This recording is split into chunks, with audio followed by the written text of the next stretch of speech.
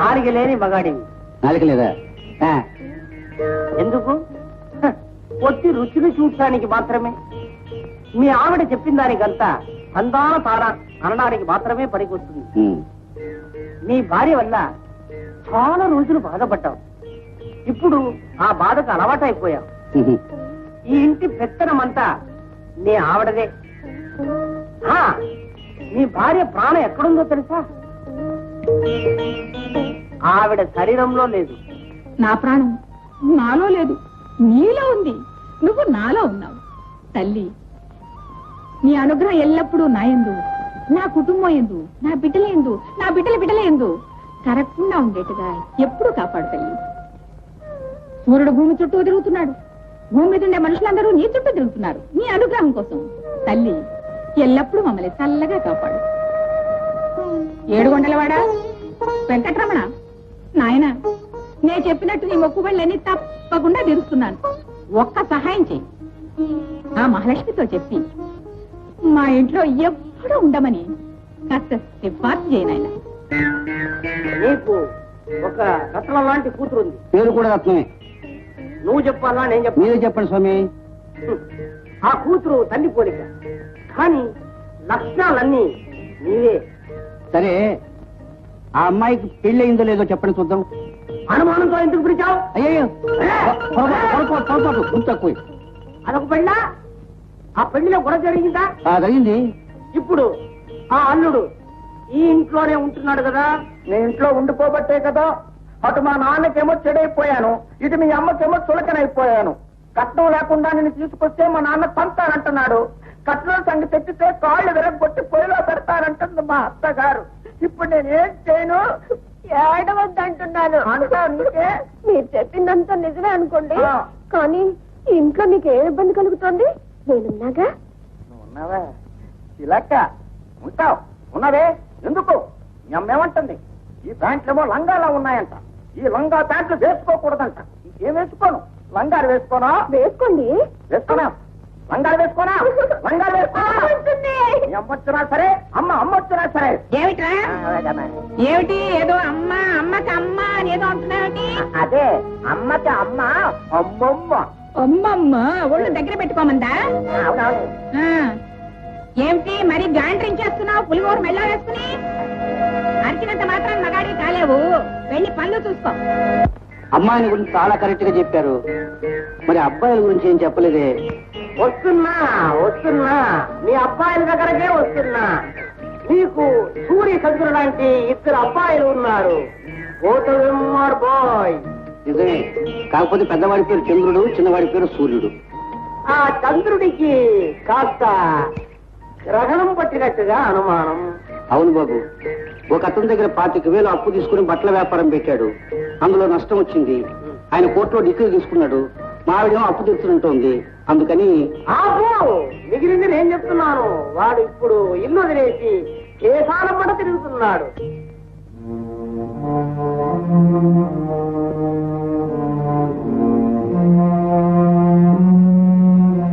ఒక బిడ్డ తల్లి అయిన అతని భార్య ఇప్పుడు నీ మొగుడు చేతుల్లో, నీ ఆవిడి చేతుల్లో ఉంది. ఏమ్మా, ఇంకా బట్టలు ఉతకడం కాలేదు? వంటంతా అలాగే ఉండిపోయిందే. ఈ పని ఇంతసేపు అయితే ఎలాగే? 11ంటికి నేను భోజనం చేస్తానని నీకు తెలుసు కదా. పెద్దతనం ఆకలి ఉండలేను. ఈ కాలం పిల్లలకన్నీ చెప్పి చెప్పి చేయించాలి. అయిపోయింది. త్వరగా కానీ. ఒరే, ఎక్కడున్నారా సన్నాసి? మరి మా రెండో అబ్బాయి సూర్యాని గురించి ఏం చెప్పలేదే? హీరో ఎప్పుడు సూర్యుడిలాగే ప్రచండంగా వెలుగుతాడు. ఈ ఇంటి కష్టాలన్నీ ఇలా ఇలా ఇలా తీర్చేస్తాడు. ఇప్పుడు ఏం చేస్తున్నాడో తెలుసా? BA final year. బిఏ మొత్తం ఎన్ని సంవత్సరాలండి?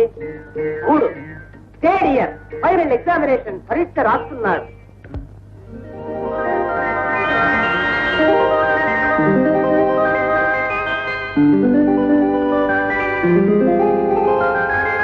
అంతా కరెక్ట్ గా చెప్పారండి. చెప్పారు కాబట్టి ఈ సాల్వా రవీంద్ర భారతులు ఇచ్చారు. ఈ పంచ పెంచువాడాలు ఇచ్చారు. మరి అప్పుడు ఇది ఒక ఇంట్లో కత్తిరం చేశారు, అప్పుడు ఇచ్చారు. ఒక సంగతి నువ్వు మర్చిపోయావు, కానీ నేను మర్చిపోలేదు.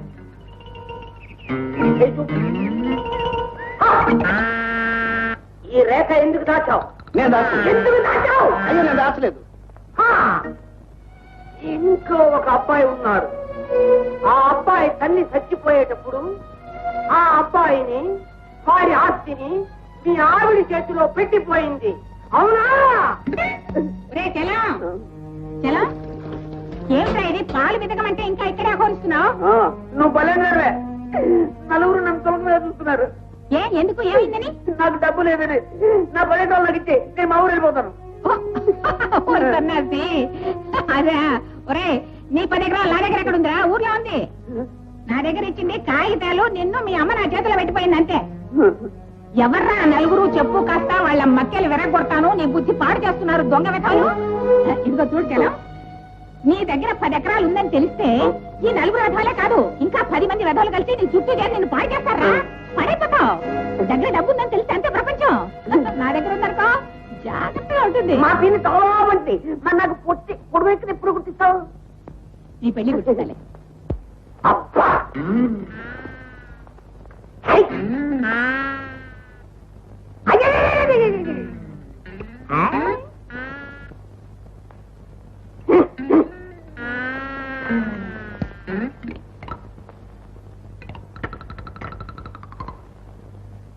నేను చెప్పింది జాగ్రత్తగా విను.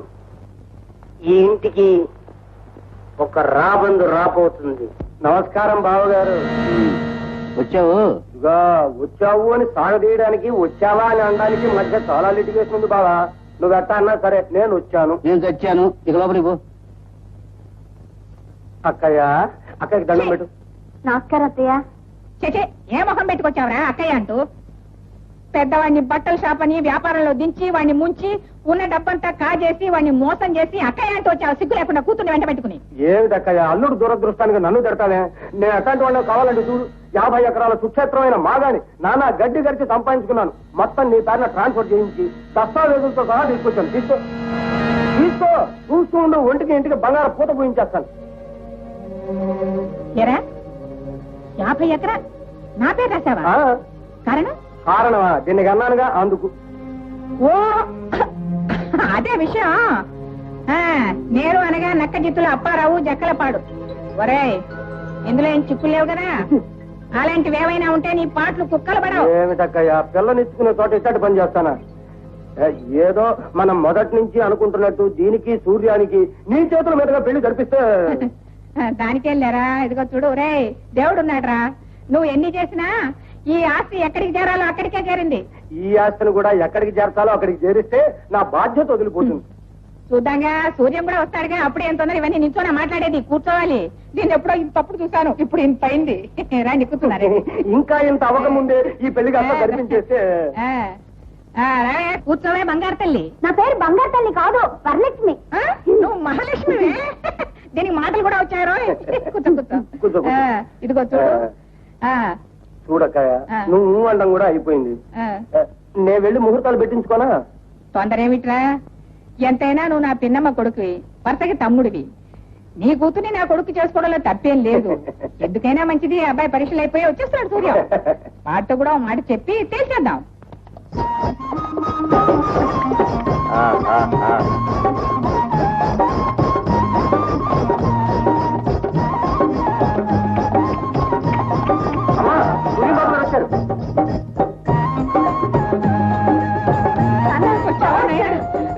ఎంతకాలానికి వచ్చావు నాయన? ఎంత చిక్కిపోయినావురా? ఆ పట్టమాసంలో అడ్డమైన హోటల్ తిండి తిని పూర్తిగా చిక్కిపోయినావు నాయన. అయ్యయ్యో,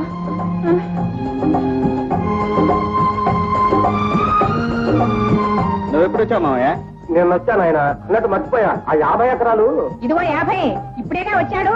ఎక్కడికి పోతుంది 50 ఎకరాలు? మన దగ్గరగా ఉంటుంది. ఎక్కడికి రావాలో అక్కడికే వచ్చింది. నువ్వు ఉండు, కష్టమైన విశ్రాంతి తీసుకొని. ఏ వరాలు, నువ్వు కూడా వచ్చావా? అవును, నేను వచ్చా. నాన్న, నాకు సిగ్గేస్తుంది, లోపలికి వస్తా. దానికి సిగ్గు వచ్చిందిరా. ఏమా రత్నం, బాగున్నావా బావా? నాకేం బావా, అన్ని సక్రమంగా. వేళ వేళకి ఇంట్లో మిగిలినవన్నీ తిని నున్నగా ఉన్నాడు. వాడికేం తక్కువ కానీ నాయన, నువ్వు వెళ్ళి త్వరగా స్నానం చేసి భోజనానికి రెడీగా. నీకు ఇష్టమైనవన్నీ చేశాను నాయన. చూసావు, నువ్వు వెళ్ళి అన్నయ్యకి ఏం కావాలో చూడు. అత్తయ్య గారు, నేను నీవా? వాడి బట్టలు ఏమైనా ఉంటే ఇస్త్రీ చేయపో. చేరుకు బాబు, చేరుకు. నా బుద్ధి కదూ. వదినా నువ్వా సూర్యం, బాగున్నావా? బాగానే ఉన్నాను వదినా. నీ పరిస్థితి చూస్తూ నువ్వు బాగున్నావా అని అడగటానికి నాకు నోరు రావటం లేదు. నాకేం బాబు, బాగానే ఉన్నానుగా. భర్తకు దూరమైన భార్య, అత్త చేతుల్లో బానిసగా బతికే కోడలు ఎంత బాగుంటుందో నేను ఊహించుకోగలను. వదినా, నీకోసం ఈ చీర తీసుకొచ్చాను. నాకెందుకు బాబు? తీసుకో వదినా, పర్వాలేదు. బాబు, నీకు బిస్కెట్ ప్యాకెట్. వదినా, అన్నయ్య ఈ మధ్య ఎప్పుడైనా ఇక్కడికి వచ్చాడా? రాజాలా బతకాల్సిన అన్నయ్యకి ఇలాంటి పరిస్థితి కల్పించాడు అప్పారావు మావయ్య. రాజాలా బతకాల్సిన అన్నయ్య పూజాలా తిరుగుతున్నాడు గాని అయిందా అత్తగారి మీద ఆరోపణ, వదిన గారి మీద సానుభూతి? కొంచెం రానాయనా, నీతో మాట్లాడాలి. వస్తున్నానమ్మా. ఏంటమ్మా? కొంచెం రానాయనా, నీతో మాట్లాడాలి. ఏం లేదు, మా వరాల్ని నీకు ఇచ్చి చెయ్యాలని చిన్నప్పటి నుంచి అనుకుంటుందేగా. అది వాడికి తెలుసుగా. మరి ముహూర్తాలు పెట్టుకోమంటావా? ఆగు, తొందరపడతావే. వాడితోటి మాట్లాడాలి, ఆయనతోటి మాట్లాడాలి. ఏమండి, ఏమంటారు? నేనేమంటాను, నువ్వేమంటే దానికి తందానతానా అంటాను. నలుగురిలోనూ పరువు తీయడమేనా? నాన్న, అమ్మ చెప్పిన ప్రతిదానికి నువ్వు తందానతానా, నేను మాత్రం అలా అనలేను. ఈ పెళ్లి చేసుకోను. చేసుకోనంటే ఎట్టా నాయన? ముందుగానే 50 ఎకరాలు నీ పేర్లు రాసి కాగితాలు అక్కడి చేతికి కూడా ఇచ్చాను. 50 ఎకరాలతో నన్ను కొనలేవు మావయ్య. కరెక్ట్, నేను అదే మాట చెప్పాను. నేనా నా బిడ్డ కొన్ని లక్షల ఖరీదు చేస్తాడని చెప్పాను కదరా నీకు. ఏం చేస్తా చూడనే, వాడి దగ్గర ఉండేది 50. ఆ 50 ఎకరాలు నాకు ఇచ్చేశాడు. ఆ పై తల తాకట్టు పెట్టేనే ఏదన్నా సర్దుతాడు. దాని గురించి నువ్వు ఆలోచించగా నీ సంగతి ఏమిటో చెప్పు. నువ్వేమైనా చెప్పమ్మా, ఈ పెళ్లి మాత్రం జరగదు. ఇదేదో సినిమా డైలాగ్ లాగుందే. నువ్వు ఊరుకో, నేను వెళ్ళి నాకు చెప్తాను. అక్కయ్య, ఏమిటి దారుణం? నీ పెళ్లి జరగదా? ఏమిట్రా అపశకునం మాటలు? పెళ్లిళ్ళు జరుగుతాయి. ఇప్పుడు నీ కూతురు కొంచెం క్రాక్ అని మా వాడికి సన్మానం. ఎడవకే అమ్మా, ఎడవకే. నేను వాడి అభిప్రాయం చెప్తున్నాను. మరి ఈ కాలం అమ్మాయిలు సినిమాలు గినాలు చూస్తారుగా. కాస్త ఈ వాడిగా ఉంటే లూజ్ అని. మరి నా 50 ఎకరాలు? ఈ 50 ఎకరాలు మండిపోను. 50 ఎకరాలతో ప్రపంచం కొంటానంటావిట్రా? ముష్టి 50 ఎకరాలతో ఏమవుతుంది ఈ కాలంలో? అది కాదు, ఒకసారి ఇచ్చిన తర్వాత మా నాన్న అంటావిటి? మా మామ మా అంటే మా భూమి, మా దేశం, మా ఇది. అన్నయ్య చేత బట్టల వ్యాపారం చేయించి దొంగ లెక్కలు చూపించి బెదరగొట్టి మనకు కాకుండా చేశాడు మామయ్య. మీ అమ్మ తిట్లు శాపనార్థాలు నీకు తెలిసినవేగా. నువ్వు ఈ పెళ్లికి ఒప్పుకున్నావంటే నాలాగే కీలు బొమ్మలాగా తయారవుతావు. మీ అమ్మ నేను ఎలాగో మారం. నీకు బోళ్ళంత భవిష్యత్తు ఉంది, దాన్ని పాటు చేసుకో. ఎంత పని చేశాడో చూడండి, సూర్య ఎంత పని చేశాడో చూడండి. ఏంటి, ఏం జరిగింది? ఉత్తరం రాసి పెట్టి ఇల్లు విడిచి వెళ్ళిపోయాడండి. మీరే కదా పంపించారు వాడిని? అయ్యో, నాకేం తెలియదు, నీ మీద ఒట్టు. తిట్లు దగ్గరికి ఒట్లు పెట్టుకుంటారా మీరు? తేలండి, తేలు పైకి కనిపించరు. వాడికి పెళ్లి ఇష్టం లేకపోతే వాడి సంగతి ఏదో నేను చూసుకుంటుందని వాడికి అబద్ధాలు చెప్పి ఎందుకని పంపించారు? పెద్దన్నయ్య ఎప్పుడు వస్తాడని ఎదురు చూస్తుంటే చిన్నన్నయ్య కూడా వెళ్ళిపోయాడు. ఆ అదృష్టం అందరికీ ఉండదట తల్లి. అదే అదృష్టం అనుకుంటే వాడి వెనకాలే మీరు వెళ్ళి ఉండొచ్చుగా. ఎవరన్నారు? తెరడంతా వెతికాను, పాము ఎక్కడా కనిపించలేదు. ఇప్పుడు ఎలా ప్రేమించేది? ఇదొకటి నా ప్రాణానికి క్రాకు. మా బాధలో మేము ఉంటే మధ్య నీ బాధ ఏమిటి తల్లి? బాధ కాదు